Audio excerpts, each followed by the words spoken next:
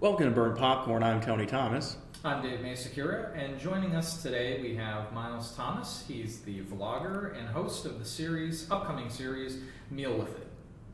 Where can they find my series? You tell us. Well, they can find it on YouTube. That's the only place they're going to be able to find it, but you can also follow YouTube. You can also follow me on Instagram at Miles Thomas, Twitter at the Miles Thomas. Well, really, not the. There's apparently some Manellians in the room. Oh my god. What is with it today? But no, it's an upcoming web series. It's a no fucks, essentially, cooking show, all done in one take, where life happens and food happens and there's guests, there's fun, and then there's drinking, but not all the time. Special drop-in guests? Special drop, they just drop right in from the ceiling like spiders. That was a horribly ingenuine laugh. So we will... I'm going to move beyond this awkwardness. We'll post up all your links on our Twitter page if you want to check. That way our great many fans can follow you and check you out. Indeed. On YouTube. So this week we got our first official look of the Joker in the upcoming Suicide Squad film. A picture was tweeted out with Jared Leto as the Joker. Mm-hmm. So after weeks of subterfuge where we were only seeing glimpses of hair, glimpses of makeup, some very obscure shots. Quite the little tease that he was doing. Yes, quite the little tease. And we finally got to take a look at him. I'll start with you, David. What did you think? Well, I would say it looks great for the next villain of Fast and Furious 8. I'm not a fan of it. It just didn't do anything. Yeah, same here. I wasn't a fan. It's like, this Joker belongs on Orange is the New Black. I'm not digging it. Miles, did you? I thought it was fantastic. I think the problem with a lot of fans of sci-fi or Marvel and I'm probably going to alienate myself horribly now, but I think the problem with a lot of fans of sci-fi, Marvel, Star Wars, or any of these genres is that they're so stuck in what things used to look like, and they're not really ready for change in the modernization of what it's going to change into, because they don't really want to appeal to the older fans anymore because they know they already have them, so they're looking for the younger ones. But this Joker is so radically different. And we've seen several different Jokers before. Cesar Romero didn't even shave off his fucking mustache. Jack Nicholson looked very comical. And the Mark Hamill Joker in the animated series, very classical Joker. But even the anarchic depiction of the Joker in The Dark Knight, it all feels Jokerish. Yeah. But they're all three separate portrayals of that. There are three different characterizations of that. Yeah, I guess, and that's true. It's just, I'm not sure if I'm I only have this picture. Right, and of course we'll wait to see some footage. Right, it's the teeth that really bother me. Yeah, I don't know why he has Did you prefer he not have teeth? No, I don't like the grill. It looks silly. It just doesn't work for I like the tattoos are okay, and I like that they're a throwback to the some Killing Joke splashes and other but Joker. It looks so artificial. Like they just put it right on there, just like, hey, look. Oh, I wouldn't be half surprised if the tattoos and the image were just photoshopped and they didn't. Yeah, I'm sure he's gonna have the real tattoos for the movie, but it just seems like maybe they were just put on real quick. Like they're literally laying it on pretty thick there. Yeah. I don't know.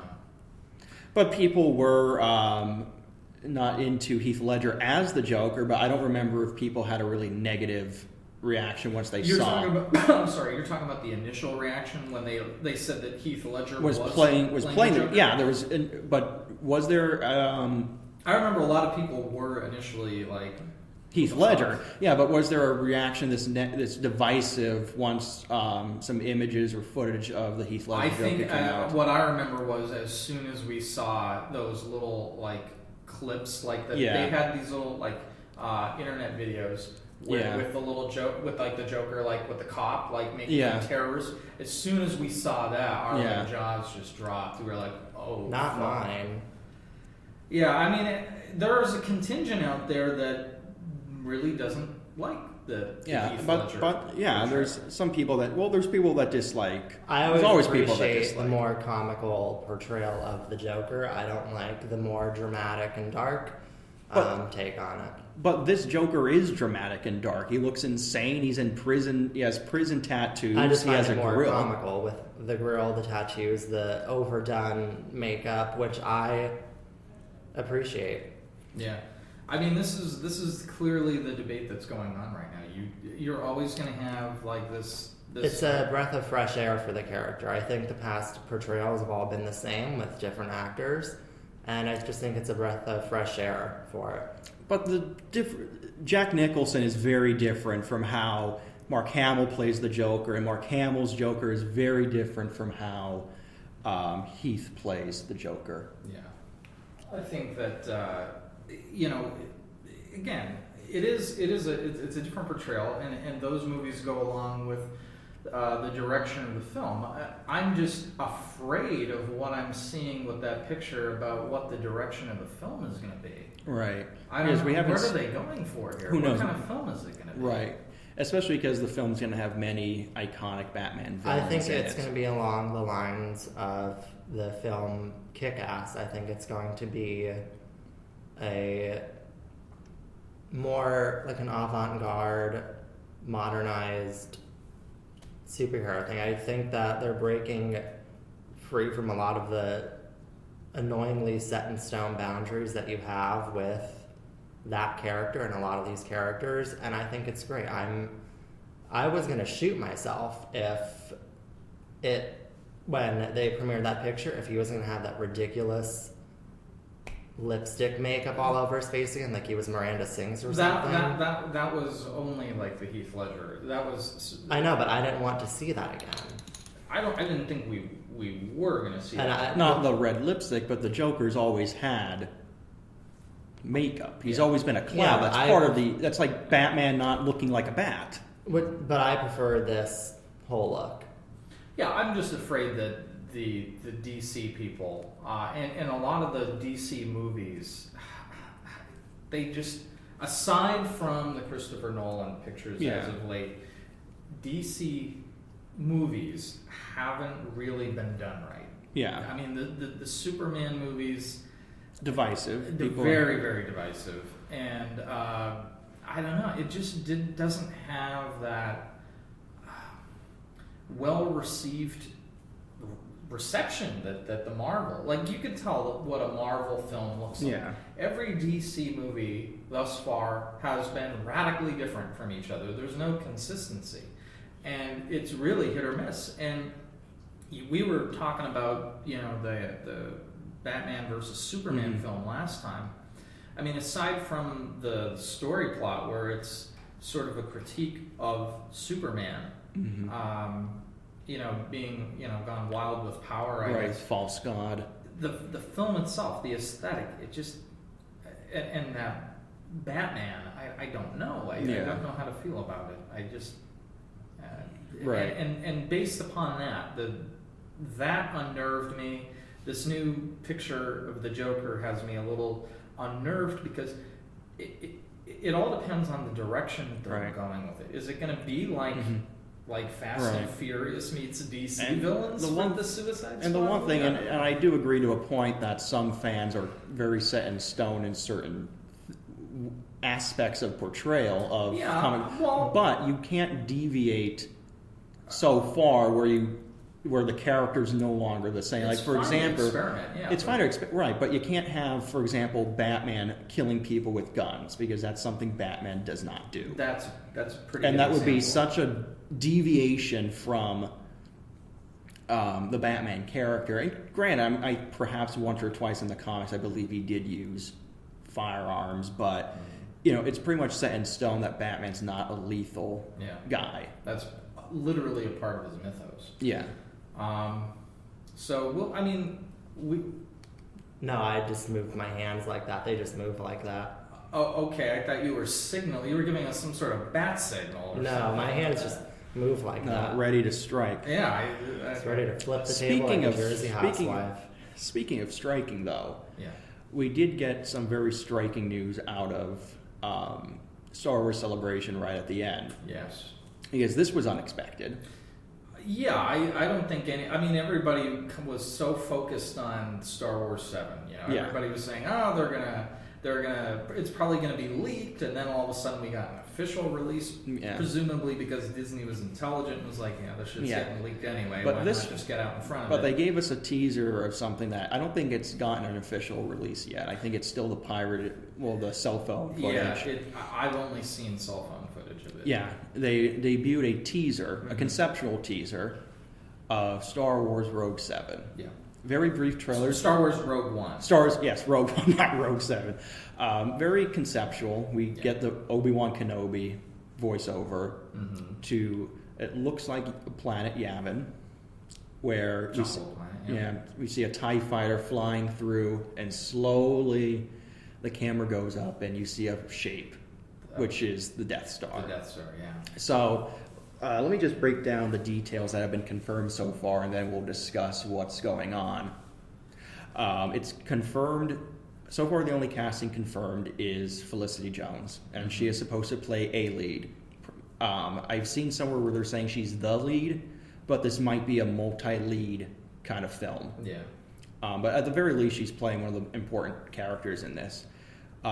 They confirmed the plot, the long-rumored plot, that this is about stealing the Death Star plans, right? Because when the title was revealed, some people speculated this might be a movie about Rogue Squadron. That does not seem to be the case at this point, though who knows, maybe some of these characters eventually join Rogue Squadron. But the plot is kind of summed up as a group of rebels team together to steal the Death Star plans. And like we were saying before, this is a very important story that needs to be told in Star Wars mythology. It's what sets everything in motion. Yeah. This is the actual start of the original. Yes, because without this event, it does none it's of that. The catalyst. Yeah. And this is what I found interesting, though. A lot of people were thinking that this was going to be a heist film like Michael Mann's Heat, or a more serious like Ocean's 11 kind of film. That does not seem to be the case. The film seems to be more focused on the wars in Star Wars, that this is going to be a military-based film. Yeah. They talked about showing some of the horrors of war, that this is going to be more serious, perhaps very dark and violent, and they mentioned some films as influence, such as Black Hawk Down, as being like a inspiration for this film. So this is going to be probably our first like military Star Wars film, our first war film. And they also mentioned with these Star Wars spin-offs, they want to look at different genres. They don't want them all to be big sci-fi epics like the trilogies. Yeah. No, they want to play around. The popular thing to do today is do like a quick little genre blend with films. Right, and that's what sounds like this is going to be war meets heist. Yeah, and that's what Marvel does. Like the second Captain America movie was a very, very much a spy thriller. Yeah. Which I think it's fresh that we're going to get different genres in Star Wars in these movies. You've had a positive reaction, I'm assuming, to the. I like there's not. It's cool. I mean, it's literally a teaser. Yeah. Like there's no footage, nothing's been recorded yet. They start filming this summer, I believe. But to the concept alone, I'm very intrigued. I think, again, the teaser isn't really supposed to tell you what the plot is. It's just supposed to let you know a little bit. It's giving you a feel. You get the necessary information. Setting. It's going to be, before. And I believe they released some concept art which show a lot of rebels and gear that look very similar to the gear some of the rebels are in during the Battle of Return of the Jedi. Miles, what was your reaction to the Star Wars Rogue One teaser? I found it horrifically bland. To me, it looked like leftover footage from Into the Woods that they added Obi-Wan's voiceover, and then that's it. I have no feeling for this movie. From what I've heard from plot and read from the plot, or what people are saying about it, to me it just does not catch my eye or my opinion. Really, for me, it's, as of right now, completely insignificant to my film life. I think this is an interesting. So Miles is actually putting up an interesting concern. I know that you're like you and I are super fans. All right, we love the original trilogy. My whole concern on seeing that trailer was this is a niche film. Right, but that's probably why that trailer has not been officially released, because it was made specifically for those fans in that hall. I'm actually talking about the whole plot at this point. I know. What we learned about it? Well, I mean, I'm sure when there's a full trailer that I can visually aim in my head with the plot, my opinion will change, but as of right now... I think the plot alone is the enough. Lara Croft in space thing just doesn't work for me. What I'm trying to say is, I think this is a big... I think that you will get a lot of the people who didn't like the prequels, who maybe are ambivalent about the new ones. If they want to relive that original trilogy, this is their best shot. I think you're going to get a lot of the older... You may see, and I'm not saying this is certain by any means, but you may see a generational divide with Rogue One. Possibly. I think you're going to get some of the older fans, and obviously some of the people who grew up with the original trilogy, such as myself. We will absolutely show up for that film. Do I think your younger brother Reese is going to show up to Rogue One? Maybe, maybe not. It depends. We'll have to see, but I don't think that there's as deep as a generational gap as you may think. There's still a lot of young kids who like the classic trilogy, who like everything. And as far as it being a niche film, it's not... A lot of films are made for a certain audience. Absolutely. They're not made for a general wide audience. Like the Simpsons movie. Who else was going to see that movie but Simpsons fans? Right. Well, I'm not saying that there's anything wrong with that, and you can be very successful in that. But, you are taking, from the perspective of a studio, it is kind of risky to do that, depending on what the budget is going to be for Rogue One. I'm looking at it from the business perspective of, it has Star Wars on it. That's enough to get people into theaters. And if it has a good actual proper trailer, once actual footage is shot, that'll get more people in there.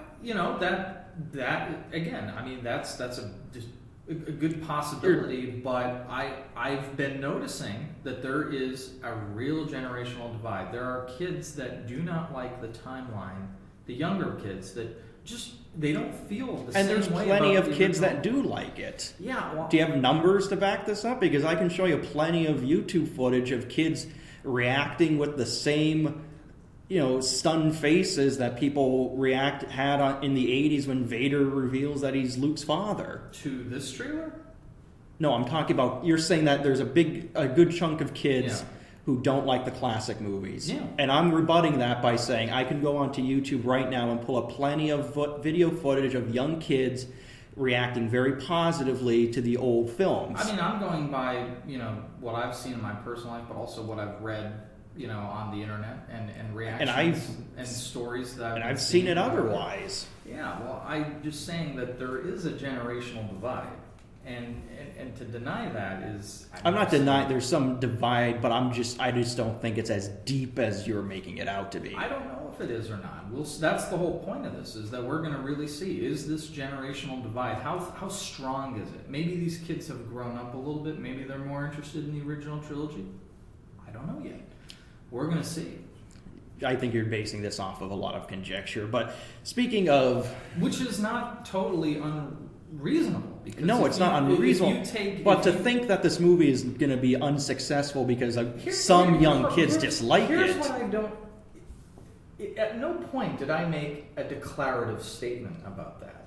At no point. I mean, there's something that happens, like in between here and those ears of yours. Yeah, but I also know from experience that you word things horribly and misconstrue almost. Go back to what we just said. At no point did I make a declarative statement. I said the possibility exists. That there is Well, the a generational possibility. divide. No, you stated there was a generational There divide. is a generational divide. But how can there be This a is generation? also the same person who, when I told him I bought a weight bench, he said, "What for?" Well, look. So Here. I'm obviously going to just go and eat on the fucking I mean, plane. I'm sorry to introduce just a little bit of nuance into the discussion. Well, but there is nuance, but there's a Here's- difference there's between a saying there's a generational- possibility and saying there is. But there is a generational divide. Now, when But it you comes- said it was possible there was a generational Wait divide. for it. Wait. No. I said there's a possibility that those kids won't show up to this film. You see, you have to wait. You see, that's the whole point of nuance.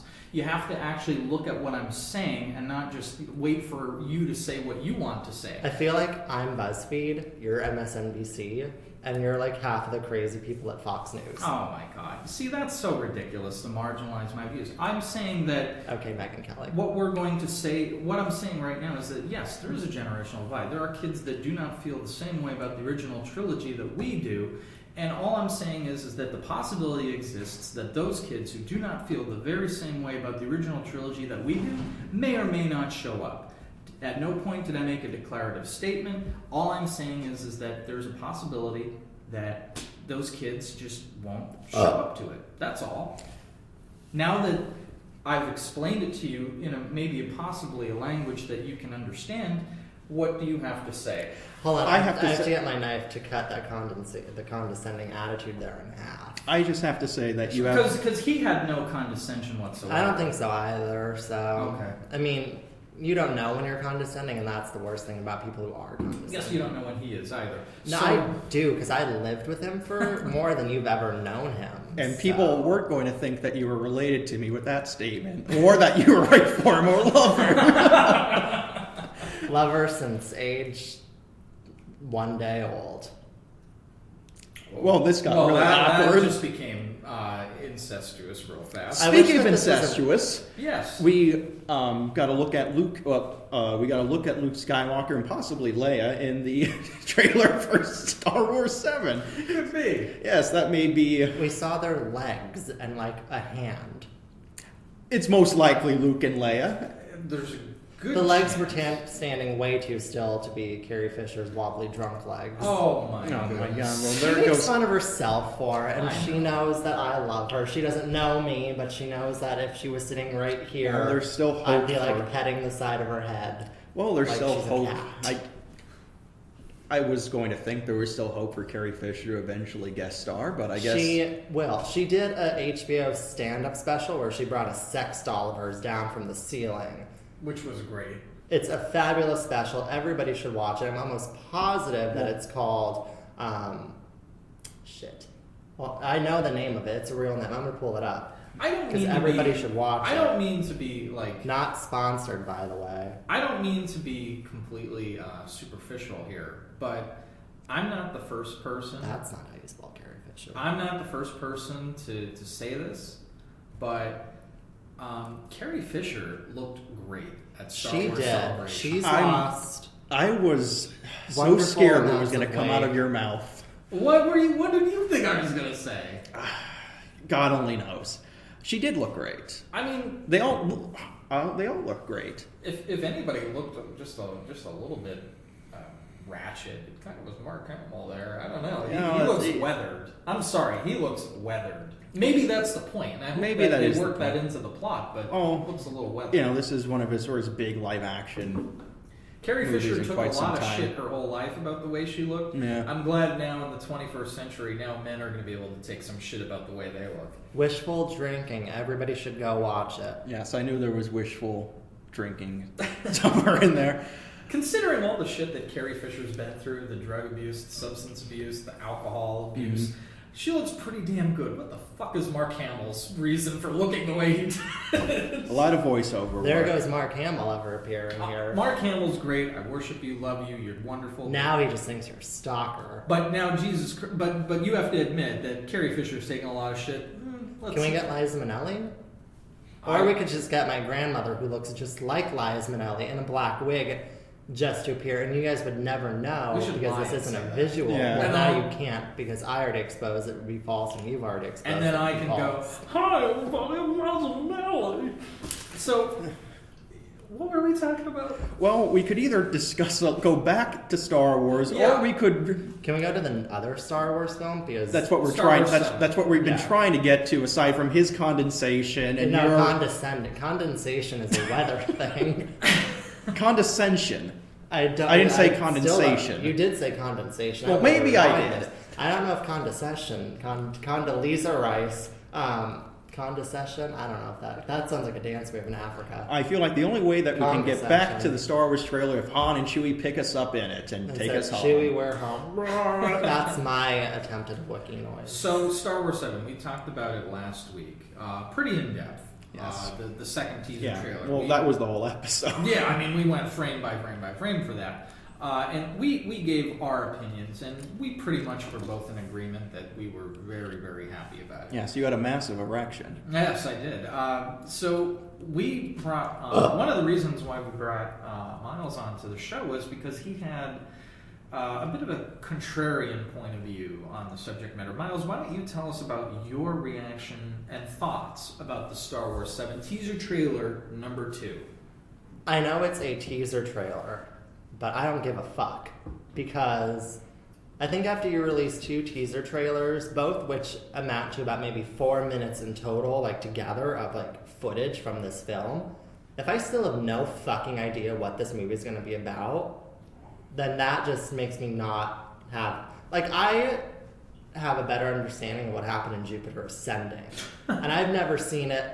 I never saw Jupiter Ascending. I saw just 2 trailers when I went to see probably The Woman in Black 2. I had a better idea of what was going to happen in that film from what's going to happen in the new Star Wars film. I don't know the name of it because I actually... The Force Awakens. The Force Awakens. There you go. That's what it's like when I've had too much tequila. I feel like the Force just awakens. But for me, I just felt it was bland. I didn't get these feelings that you see these horrific people losing their shit over. Not that they're horrific as humans, but... I thought he was talking about the Sith in the trailer, not these horrific fans. Oh my god. I just didn't get these like overwhelming feelings that everybody else is getting as if they're watching the last 15 minutes of Titanic. I didn't get this whole emotional, let me go cry into like a bowl of popcorn right now and eat like 6 bags of Cheetos because I just saw this and this obviously is going to make my life so much better than it already is. Well, maybe you would have liked if it was 2 minutes of Queen Amidala doing costume changes. Spoiler alert, can't be because she's dead. Ooh, he fanned you on that one. Ugh. What was it specifically, though, that... Was there anything in the trailer that just absolutely just turned you off, like, completely? Was there something that you just didn't like? I didn't like the Mark Hamill voiceover. Why? I'm tired of those characters. I know they're in this film and they're a part of it. I was hoping more that this trailer would have shown more of the newer characters. We would have gotten to see a side of... Yeah, but you saw them. You didn't get to hear them. You didn't get to relate to them as well as just hearing Mark Hamill's voice go, "This is my droid. That's my sister's leg." But... I mean, I did... Could that be part of some... I did generational lose divide? my shit sort of when at the end there's Han Solo and Wookiee, Han Solo and Chewbacca, Who is a Wookiee? who is a Wookiee but not by that name, just standing there going, "Hey, we're home." But you leave Khloe Kardashian alone.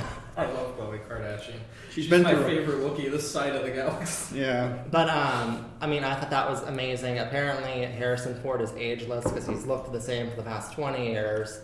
Yeah, I mean, he kept up his appearance. Yeah, well, I think you got to the be somewhat in costumes shape to probably in this fly. film are fantastic. That's one of the things that's always dragged me to Star Wars are the costumes. The costumes from the original 6 films, all done by the amazing costume designer Trisha Begar, who released a wonderful book a few years ago detailing everything about the film through the costumes. Is You're not amazing. feeling the costumes. I am. I haven't seen them all specifically yet. I mean, From what I've seen, yeah. And I thought it was neat because to me it seemed like there's a little bit of a tribute to Padme and the costume that I Right. think is Daisy Ridley's Daisy Ridley, like the one Ridley that, Scott. the one that she's wearing, which is very similar to the outfit that Padme actually gets choked to death by Anakin in. It's just about the same outfit. It's the same makeup and everything. I thought that was very neat to see. And from the trailer, actually, the scene where who I assume is Princess Leia standing there, that costume that she's wearing, that scene looks very similar to the burgundy dress and white coat that she wears in The Empire Strikes Back when they are in, I don't know where they're Bespin. Is that where they are? Where, like, Cloud City. Did he say Vampire Strikes Back or Empire Strikes Back? Empire. It's that whole sequence where I think it's right before Han Solo gets turned into carbonation. Carbonite, and you're making Carbonite. fun of me for condensation. But I've noticed it Han seems like there's a Solo's lot so of tribute in the costumes, at least, and a sort of like honor from the first films, Yeah. and that was neat to see.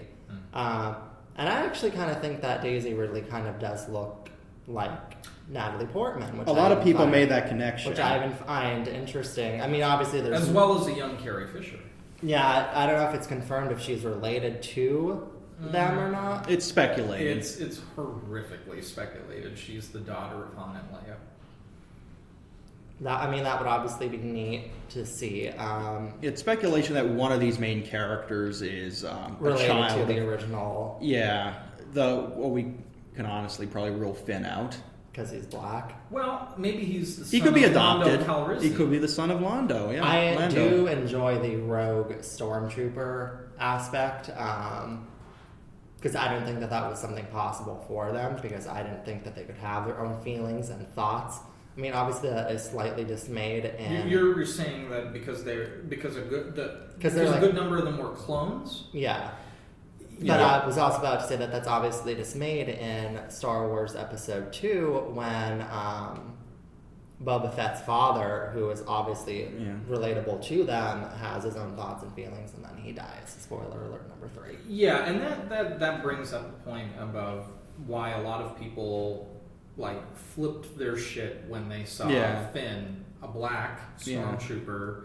And they said, "How could this be? All of them are clones." Well, I mean, the Spoiler alert, people in space are black. the clone. Not all of them, but some of them. The stormtroopers began as clone troopers, but they're based on episodes 4, 5, and 6 with the different voices that we hear of the stormtroopers.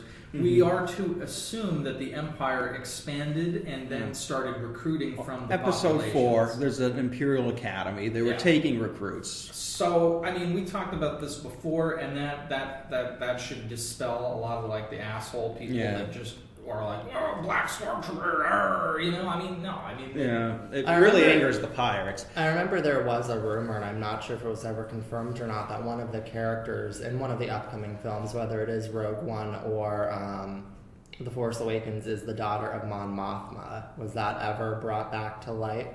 I think that one's been kind of dead. Was that rumor. dead? that one of the characters is the daughter. One of the Yeah. female characters, and I'm almost positive it's I mean, we could start a rumor right now and say that Felicity Jones' Yeah, character may very well be the daughter of Mon Mothma. Who knows? We could start that rumor. Yeah, I'd be I don't glad know. to. Well, I don't know how early into the time between 3 and 4 that it's taking place. It definitely is taking place in between. Yeah. I mean, I obviously, would imagine it's relatively close. it has to be. episode It 4. has to be pretty close. Yeah. And Mon Mothma, she was In Jedi, she's 30s. No. I meant in episode 3, she was 30s, 40s. No. How she's old like was the Mon Lady Mothma? She was like in the Galadriel 50s or in her of those 50s. No, in episode 3. Oh, in when I episode saw 3. her, Oh, she's- yeah, probably in her 30s. So in between 3 and 4, there's Old enough to bear child. Yes, so she's old enough to be a parent, is what Yeah. I'm trying to say. It's possible. She's always reminded me of Lady Galadriel. She kind of is like. I mean, does take that she doesn't have the ageless face and factor that Kate Blanchett has. No, but I mean, they do use a lot of Arthurian myth, and Fun she fact. kind of with that white. Yeah. She does have that Lady of the Lake kind of feeling to her. I've always thought. Fun fact, not something that I know from experience, but just from seeing. If you ever have the option to take a picture with Kate Blanchett, don't.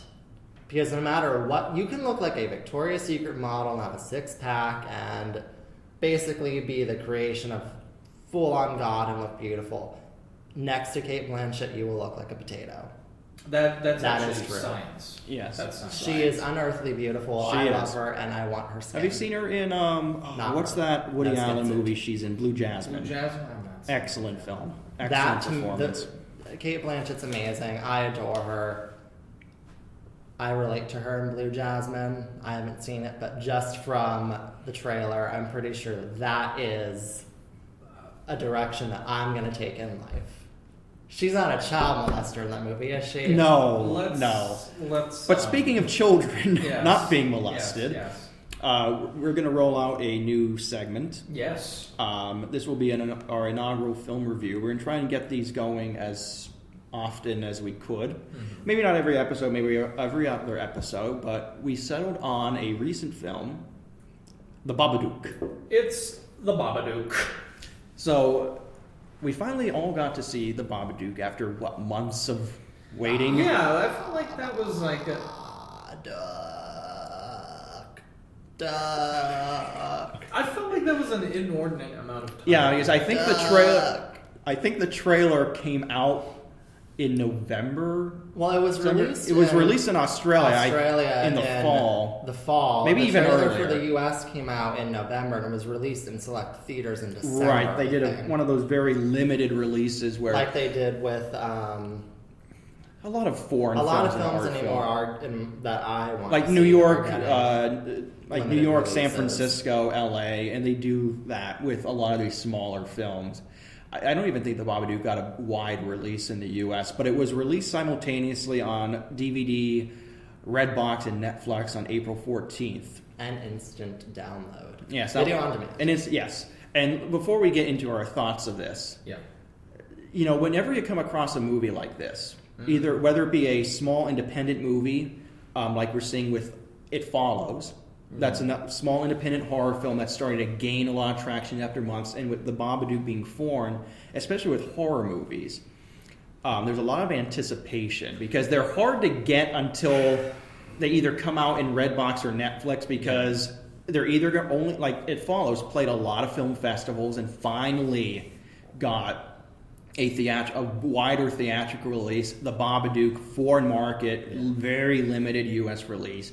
And while you're waiting for it to come out, like in the old days before movies came out in theaters and then were on DVD, Yeah. Blu-ray, and video on demand This within is a few very months. old-fashioned feel to it, the way Yeah, it is. there's a lot of anticipation. Mm-hmm. And once The Babadook started playing, when it started getting more mainstream in the U.S., I started to see on Twitter the divide happen. A lot of people just flat out hating it, calling it one of the worst horror films in years. A lot of people loving it, Yes. calling it one of the best horror films in years. And then you kind of a small middle ground where people are like, the hype and anticipation with a movie like this, it kills it once you finally see it because you overhype it so much. Yes, yeah. And quite frankly, I'm amazed by these like really like viral horror movies. Yeah. I think that's great. I love that thing. But again, that anticipation can sometimes, plant these seeds. Yeah. That sort of turn into weeds. Yeah, especially with horror because of how Yes. bad a lot of horror movies have been in the past couple years. I'm a horror genre nut, and I'm the first to admit most horror films suck. Yeah. Most of them suck. In general, I mean, going back even to like the 70s and 60s, Yeah. vast majority are bad. But even the Sleazy, bad, downright sleazy. but some even of the them. bad ones from the 70s and 80s, though, Are amazing. there's still in a the charm long and they're run. still enjoyable. Yes, and they have that camp quality. Yes. but not all of them. Not all of them, Some but camp. it's harder to find a campy, horror movie that was made in the past 15 years that you could enjoy, like a Fulci or a I'm gonna try this. or a movie Okay. like Pieces. If you are on your deathbed and you are only allowed to watch one horror film ever again because you're going to die within the next 3 hours, it has to be Dario Argento's Suspiria because that is without a doubt my favorite horror movie ever, hands down. Which, by the way, they're turning into a TV series. Yes. And also, hands down, has one of the best horror soundtracks. And Oh yeah. Produced and recorded by Goblin. yes. Pieces is another like great like sleazy kind of slasher film. Yeah. But I want to put this out here and maybe Okay. maybe the closest thing we have to Mhm. like a really kind of sleazy, Yeah. campy horror film that came out within the last 20 or so years, Mhm. Jason X. That movie Yeah. There, is... if you walk into it and Yeah. you don't have any expectations for it, you just enjoy it for how bad it is. Yeah. You all know the line that I'm referring to. And I can actually I think. perfectly Well, there's a recite lot it. of great lines. Oh, there's one in particular. Which one is that? Because I'm thinking I I can might be. perfectly recite it. To set up the scene, they're all the characters who have not been killed yet are standing in the hallway of the spaceship because the film takes place in space. For some reason. For some reason that was never completely explained. They're standing in the hallway, and I guess at some point they had completely forgotten that they are being chased, in fact, by this serial killer, and they're just standing in the hallway like they're waiting to go into class. And then all of a sudden it turns right back on. They freak out and they go, "Oh no, we have to go somewhere." And with the most nonchalant. nonchalant, nothing to it, unnamed female character just nods her head to the corner and goes, "Hey guys, why don't we just go over there?" That's what I'm talking about. Yeah. Okay. I mean, there's a that- lot. Yeah. Maybe that one could have like a sort of. You could camera- watch the film and you can match up my impression of that Mm-hmm. with the film, and it's going to go line in line, exact monotone for exactly how that actress But- delivers. Okay, The problem so- with horror films that I've had in the past couple of years, a lot of them are just jump scares for the sake of jump scares, or they're just torture Oculus. porn, or they're just torture porn for the sake of being disgusting. I don't mind, and by the way, I'm not one of those people that hates jump scares. No, I think don't hate them either. As long But as there's a reason for them to be. yeah, but a lot of them anymore is just like Oculus. it's just like oh my, it's only there to make you jump. Yeah. It's not there to. Part of like I know Yeah. I think what you're about to say is part of like a successful like horror sequences. You do have some jump scares, Yeah. but if it's just jump scares after jump scare, and Yeah. you can't do that because it Oculus. loses. Yeah. It loses its. It loses power. the effect, yeah, because if the whole movie is just like jump and scary music and it becomes expected. The film that I think is that best gets the whole suspense thing, and I argue this all the time, is The Strangers. Yeah, agreed. It's so. I mean, the quiet moments are the scariest. Yeah, It's- and there's some really good jumpy moments in that film. Yeah, oh, absolutely. And but they back it up with that Hitchcockian kind of fear and anticipation Right. thing going on. Now, So now let's get to the Babadook. yes. Our thoughts on Yes. the Babadook. You just watched it I just last wa- night, yes, so last you night. You have the freshest Yes. perspective of it. Why don't you start? Okay. So granted, it was really hyped up to me. Now, I don't think it's very good. I really enjoyed the movie. I wouldn't call it one of the best horror films in like of the 20th century. Yeah. It's very good. It's up there, probably top 10, top 15 for me. That being said, it's not bad. Okay. I don't really see. I can see why certain people would walk into this movie and leave it hating, because it's not your traditional American horror film. Because it's not American, but it's not your traditional horror film that your American audiences are used to seeing. It's a lot of slow build, Yeah. a lot of tension, not a lot of monster, which I think is effective. But it's not this creature feature that I think some people may have thought it was. Exactly It's what America very is. it's a very psychological film. The performances are astounding, especially from that kid. Oh, that acting. I mean, the kid and the mother. Yeah, and the mother, once she loses it in the last 30 minutes of the movie, she is terrifying. Absolutely terrifying. I really think American horror films should take note. Yeah. Acting. Yeah. Is important. Yeah, it is. Yeah, and caring about your character, yeah, I mean, is that's- also an important thing. Yeah, and there's all different types of horror movies, but you're watching some of them for different reasons. Like when I'm watching Jason 7, like Friday the 13th Part 7, I'm watching it for the schlock value. When I'm watching a movie like The Babadook, I'm watching it for the terror that I'm promised in the previews. And from showing in the trailers, it looks like some very intense scenes. Overall, I enjoyed it. I thought the pacing was very good. I don't know why you thought it was a 2-hour film. It's only a 90-minute film. I thought we were. What I read on the TV was it was over 90 minutes. No, it's about an hour 33. Huh. So that just confused me because I thought maybe you thought it was a little slow in The parts. number, no. It could have just been an error. The number.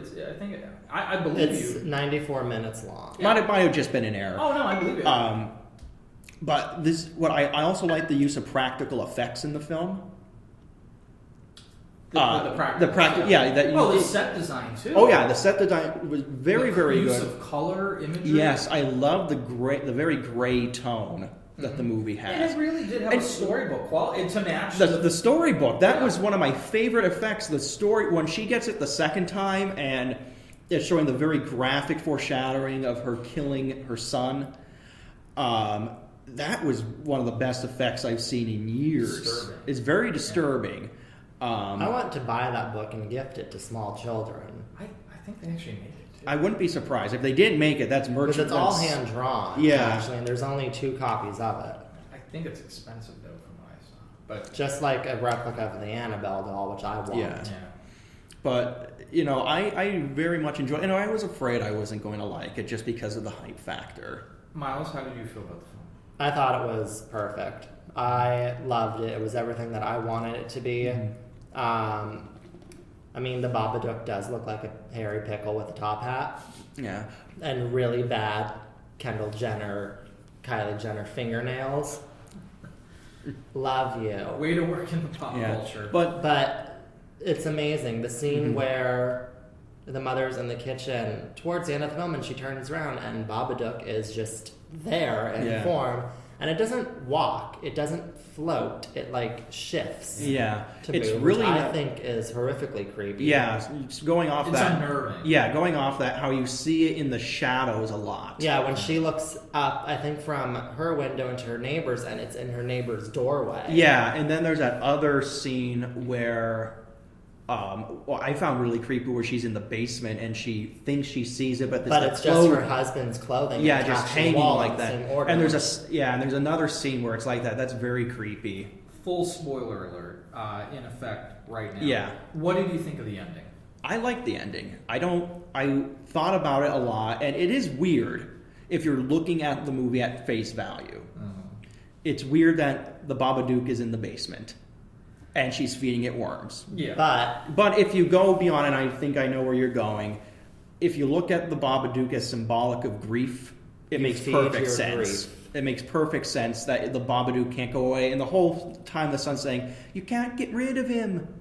Yeah, my only issue with that was if this was pure psychological horror, then it's just a figment of the mind. But then she's physically feeding it worms, a bowl of worms. So I was left with the question of, is this just sort of a part of her psychology, or is this real? It was very vague. Well, being that it's horror, it could be both. I don't think it. her grief may have manifested into something Right. physical. Right, and I don't. I would have loved that. It might not be even the Babadook per se that she is feeding in her basement. Maybe it's something else. Right. It's all shadowed in black. I don't think it makes a Babadook noise, so to signify that that's what it is. But maybe even in her mind, she's Well, you see it go into the basement. Yeah. true. But maybe even in her mind and to her son, it's only physical to them. Right. Because it's her grief. It's no one else's grief. It's her and her son's grief. So Right. it took a physical Yeah, form. and to I don't them. think psychological and having it being a real model, I don't think it can be. I don't think they have to be exclusive. I don't think this has to be one of those things where it can only exist in her mind.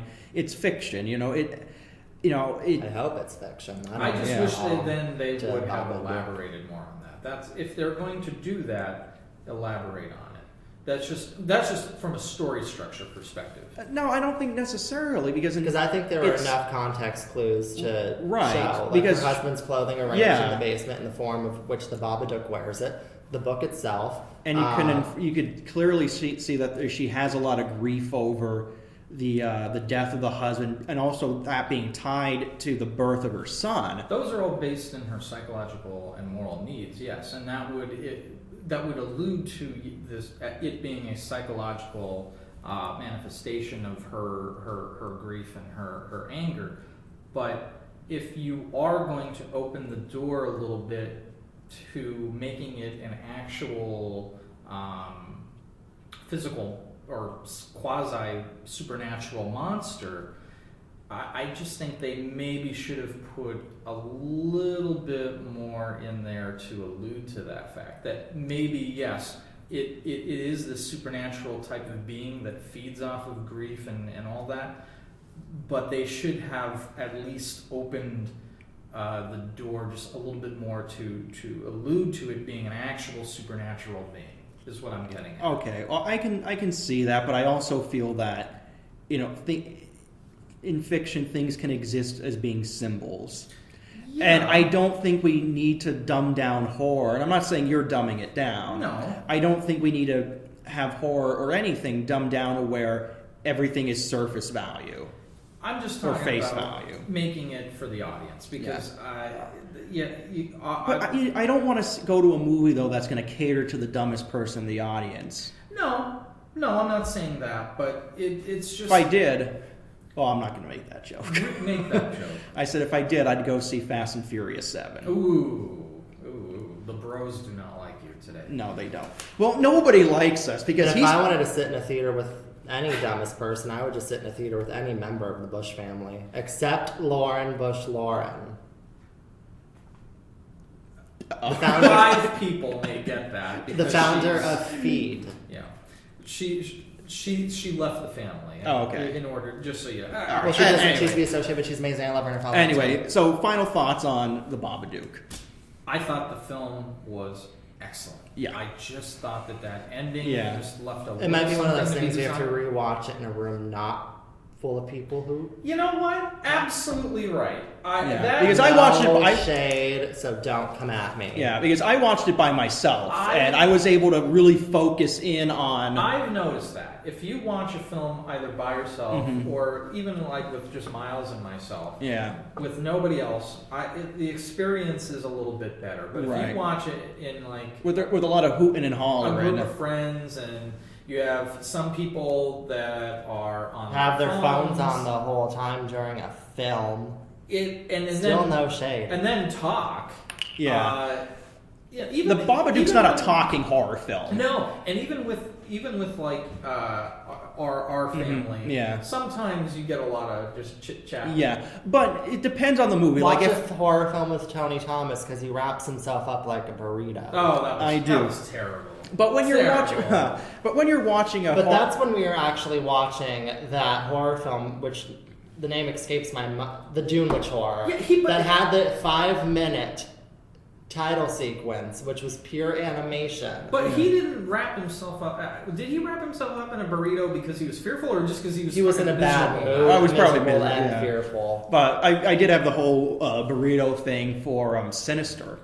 Well, Sinister is Out of fear. horrifying. Out of fear, yeah, terrifying Okay. movie. But when you're watching a horror movie with a group of friends, there's certain ones that work better. Like if you're watching a slasher film, Yeah. you're probably not getting a really deep movie most of the Or, time. And it's okay to talk and joke around, I think, in a movie like that. If it's like a campy one, Exactly. Yeah, yes. that's what I'm getting at. Yeah, if you're watching Pieces, perfect movie to Perfect, talk and yes. joke about during it. Because you're not missing a whole lot. Of No, detail. but if you're gonna talk and joke during like the Strangers or The Shining, a movie that needs the tension. If Yeah. you're distracted during The Strangers, if you're You're on the not gonna- phone, you're not gonna get it. Yes, you're not going to get the whole experience. Right. And don't fall asleep during Yeah, a horror and the movie like Babadook. I do. Yeah, and the Babadook is a movie where you need to be focused on it Yes. because there's a lot of tension. Yes, and I feel like, you know what, maybe I should go and rewatch this Yeah. film because I was in and out of it because of the people Yeah. that were around me. Mhm. So 'Cause let's. if that's not shade. That Yeah. was not shade. It's a fact. But But let's move on to a second feature of the show, our trailer discussion. Our trio of trailer horror films. Okay, and we're going to start with. Let's start with well, we have Insidious 3, we have the Poltergeist trailer, and then we have Sinister 2. So Let's start off with Insidious 3 because I think that's going to be a pretty quick okay. one. Flawless looking, can't wait to see it. Insidious is one of my favorite horror franchises as of right now. I have no complaints about this. Yeah, it looks looks very scary. It looks like they're keeping. Well, I don't think I saw the second one, but I love the first one. Yeah, the first one is great. Well, they do have a full theatrical trailer, and that's the one where she looks at the window and it's climbing up at her. Yeah, but it looks like they. Looks flawless, yeah, but amazing. everything that I loved about the All my first thoughts. movie looks like it's going to be in this third movie. I'm going to watch the second one at some point. I think it's still on Netflix, but it looks like they know. It looks like they are keeping with what works. Yes, and if you see the Insidious 2, in my opinion, they sort of veer off course Okay. a little bit. Yeah. All right, so this is where we're going to I'm going to talk a little bit about my feelings about supernatural horror, psychological horror. In the Insidious films, they have a little bit of these psychological elements to it, but it is without a doubt mainly supernatural. Right. All right. So if you're going to go the supernatural route, here's what I think. Insidious 2 suffered a little bit from this, in my opinion. It over-explained the monster. Okay. It just did. And it took a little bit of the fear away from it. And also, I just didn't like Mother Death. It just didn't work for me. Okay. It was too much, I thought. But this one is, I believe, a return to the, like you were saying, the original roots where you have, I believe the main antagonist in this film is called, he's either called the breathing man or the wheezing man. Yeah. And there's a shot of the main character being held by him at night. Yeah. He's feeding off of her. We're in a total return to pure supernatural. Yeah. It is a demon. Yeah. You had the original teaser that came out, which just was amazing, where she was on the bed texting her boyfriend, and you hear the knock because the boyfriend lives next door. She finds out her boyfriend's away, and then boom, you have this like hand come down. Yeah. Great stuff. Yeah. And also I think one of the problems, and I really hope they clear this up. And this is from Insidious 2. The character Elise, she's the medium that comes on. Her acting just didn't do it for me in that second one. She had some rather clumsy delivered lines that just came off as a bit schlocky to me. I don't think so. I really hope she cleans that up a bit for 3, because she is the main focus for it. Speaking of sequels, But she looks great in the trailer. For Insidious 3. Sinister 2. Can't wait. Sinister Screamed the whole time during the first very film. scary. Yes. Bagul Yes. is not something I want to appear in my hallway. Looks flawless. No complaints. Can't wait. Pillow sheet over my head the whole time. Yeah, and again, it looks like they're sticking with what works. This blend of like almost, it's a real throwback. Some of the like disturbing visuals and the violence, a real throwback to. I love that they included that creepy little children's song. Have you met the boogeyman? Yeah. Like it reminds me so much of like these '70s horror films that try to encapsulate like the so-called snuff film. Yeah. And because the films they're watching are snuff films.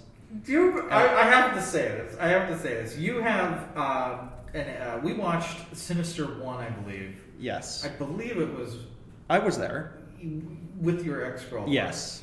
And there was. I think I know where this I'm is. backing out of this one. No. I have nothing against your ex-girlfriend, but she did make a comment that I remember to this day about Sinister. I know where this is going, triggered. yeah. You triggered it because you said snuff film. Yeah. And there's a part of Sinister where we see like a film, like an old kind of film footage of a like I guess a family being drowned or something like that. And I remember your ex made the comment that, Tony, I don't like film. I just don't like watching people drown. Well, who the fuck does? Exactly. All right, I'm sorry. But yeah, a very scary trailer. Looks like they're doing what's right. Well, here's the thing. I think that they're actually improving. Yeah, that too. It looks like they're going creepier with some of these films. Here's why I say improving. Yeah. The first one was a very what you would call a contained thriller, where it takes place in a very contained location.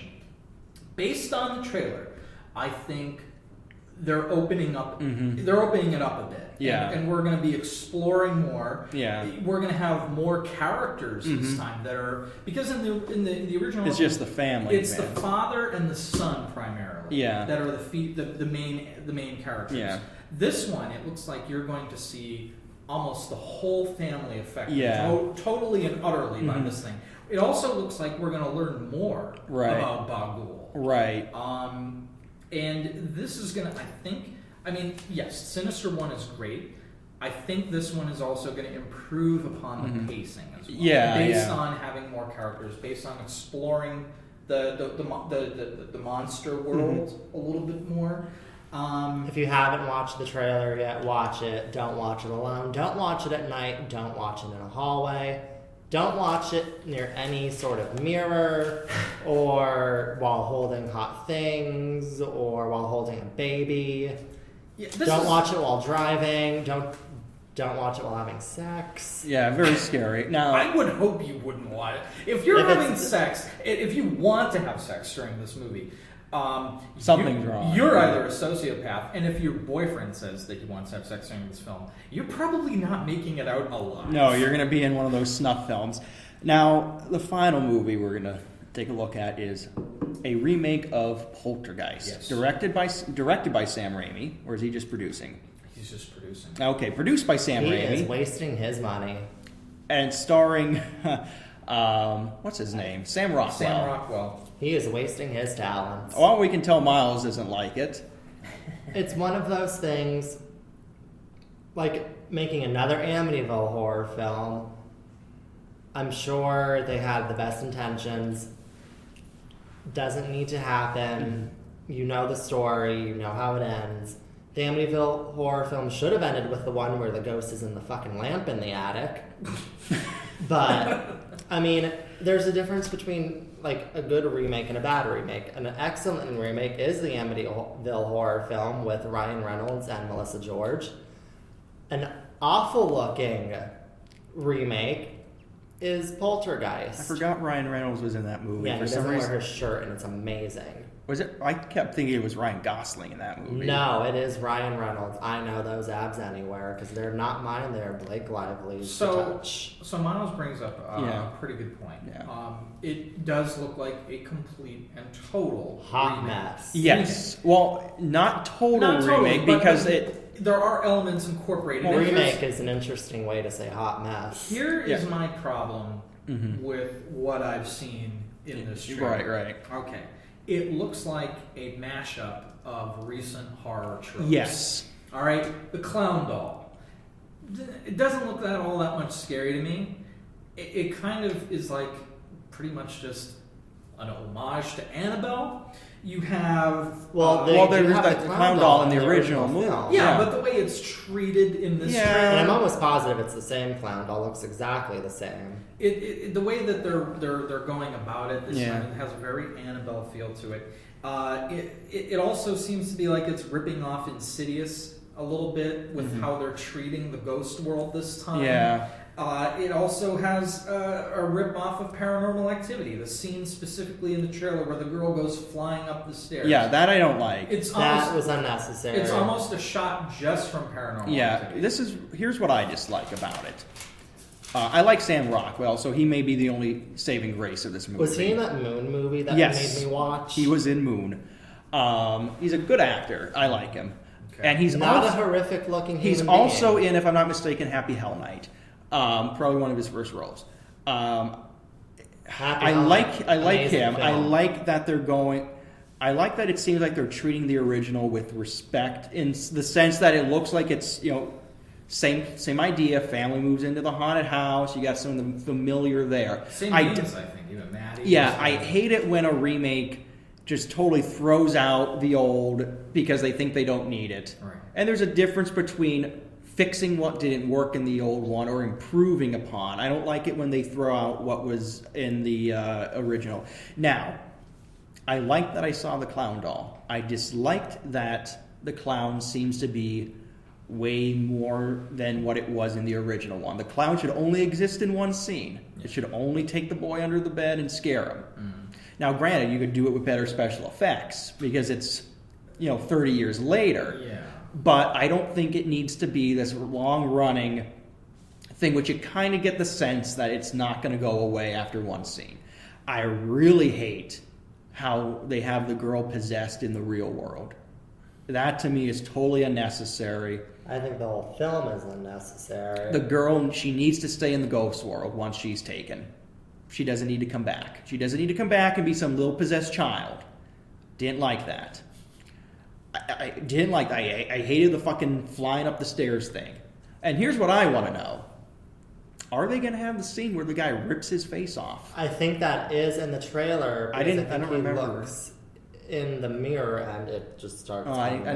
But I don't think it happens to the. It's one of the film crew. I don't think it people. happens to the film crew. I think it not happens the film crew, to the father. paranormal. Yeah, I think it happens to the father in this because I'm almost positive it's Sam Rockwell ripping off his cheekbone. Yeah, I don't remember that, but that's a scene that needs to happen. As is the scene where the chairs stack. I think. Did anybody catch what this is rated? Is it PG-13 or R? Time for Wikipedia. If I'm going to guess, probably PG-13. If it's, does anybody remember what the original? PG. Now, granted, that was before some of the more intense standards. Yes, that was before PG-13 was made. Okay. And by realistically, if that movie was released after Red Dawn and Temple of Doom, might actually have been R. No, probably PG-13. Well, so. that face ripping scene would push it, I think. Yeah, but if that didn't push it from PG to R when it first came out, when there was no in between. I think depending it's on... PG-13. Okay. Which makes sense because so many horror movies are PG-13 to get in the high school kids. I know. It all depends on how it's done. Yeah. The original Poltergeist is PG. Whatever happened to the sleazy movie theaters where the movie ticket guys, not giving a shit, would sell tickets to 15-year-old kids to R-rated movies? I know you're trying to just hook up. Hold on, your baby real cool. All right. Let me watch. Anyway, so... Yeah. What movie theater did Wolfman Jack work at? The Gateway. Remember that sleazy joint? Yes. So, all right. Anyway, what do you think about when you do horror remakes though? You there's two ways to do it. Mm-hmm. There's the bad way, which is what they did with the Friday the 13th remake, where they decided to literally not put any real story into it and literally just rehash all of the favorite kill scenes from the Jason series. Are you talking about Freddy or Friday the 13th? Friday the 13th. That's okay. Did I say Freddy? I may have thought you said Nightmare on Elm Street. You did see Friday the 13th. Okay, so Friday the 13th, there's no story. Really. No. And they just rehashed It's good because they got a great pair of tits in that movie. Misogyny at its finest. Yeah. But then there's what they did with Nightmare on Elm Street. Mm-hmm. Is the Nightmare on Elm Street a perfect movie? No. But what did they do that was different? That was good. They worked in more the implications that Freddy's a pedophile. Yes, which is what Wes Craven originally wanted to do. But they just couldn't do it. Yeah, and it's kind of alluded to in the original. Yeah. It's very subtle. They mainly write it off, though, that he was just a child killer. Yeah, and more so the whole pedophile thing, that kind of was created, I think, by a lot of fans watching the movie, drawing their own conclusions of the original. Yeah, there was a weirdness to the way that he licked it sexually in the beginning. Yeah. It was subtle, but... This is downright... It's pretty much implied because they come across the photos. It's admitted to that he's not killing them because they lied that he was a pedophile. Yeah. He's killing them because they told the truth that Yeah. he molested them. Yeah. And that was I think that was wonderful Yeah. how they did that. Of course. And it's nice how it was cool that they made you think he was wrongfully Yes. killed Yes. until they come across his little, room. I thought that was great. Yeah. I mean, you could feel however you want about How he looked. Which I thought was fantastic. and how Jackie portrayed him. Yeah, I liked how Jackie. I liked that I really felt like if they would have done the over-the-top, like, Freddy one-liners, Yeah. it wouldn't have worked. And I know Not with that Freddy. No, not with this Freddy. This was a darker, like, Yeah. pedophilic Freddy. Yeah. And I know some people were pissed off about that, but no, that you can't do that No. with this film. Not at all. So, And I thought that if you're going to remake a film, that's the way to do it. You incorporate maybe you explore an element of the original film that might have been bypassed, and you go Yeah. deeper, maybe darker into it. That's just my opinion about how to remake a horror film. all right. Well, we'll have to wait and see on these movies, but until next time. Thank you for joining us. As always, look us up on Twitter with Burn Popcorn. Watch my show. I'm Follow me Dave on Security. Instagram. I'm Tony Thomas. And we have our special guest. Miles Thomas. Follow me on Instagram at Miles Thomas, on Twitter at The Miles Thomas, and then for my upcoming web series show vlog premiering most likely in June on YouTube, Meal With It. All right. Thank you very much for joining us. Have a good day.